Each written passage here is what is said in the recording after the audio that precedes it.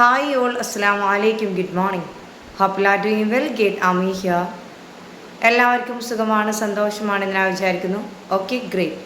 ഇന്നത്തെ ടോപ്പിക്കിലേക്ക് കടക്കാം. ഇന്നത്തെ ടോപ്പിക് എന്ന് പറഞ്ഞാൽ മൈൻഡ്ഫുൾനെസ്, അതായത് പ്രശ്നങ്ങളിൽ നിന്ന് എങ്ങനെയാണ് നമ്മൾക്കൊരു മൈൻഡ് കാമായിട്ട് നമ്മളെ കൊണ്ടുപോകാൻ പറ്റുന്നത്. നമ്മൾ ഓരോരുത്തരുടെ നിത്യജീവിതത്തിൽ ഏറ്റവും കൂടുതൽ കാണപ്പെടുന്നത് പ്രശ്നങ്ങളാണ്, അതായത് പ്രോബ്ലം.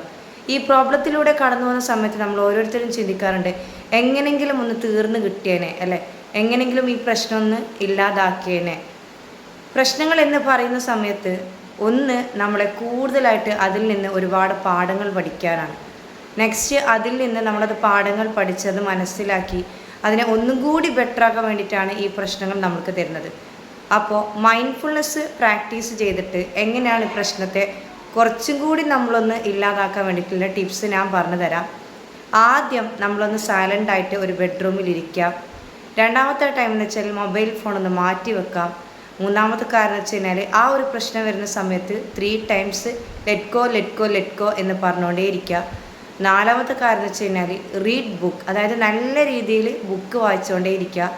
അഞ്ചാമത്തെ കാരണം വെച്ച് കഴിഞ്ഞാൽ നല്ല രീതിയിൽ വെള്ളം കുടിച്ചുകൊണ്ടേ ഇരിക്കുക.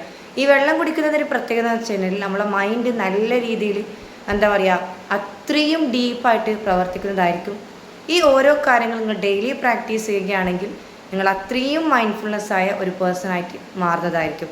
ഇത് ആമി ടോക്കിൽ നിന്ന് ഒരുപാട് ടീം മെമ്പേഴ്സ് ഈ ഒരു ടൂള് പ്രാക്ടീസ് ചെയ്തിട്ട് അവർക്ക് ഇന്നും അതിൻ്റെ റിസൾട്ട് ഉണ്ട്.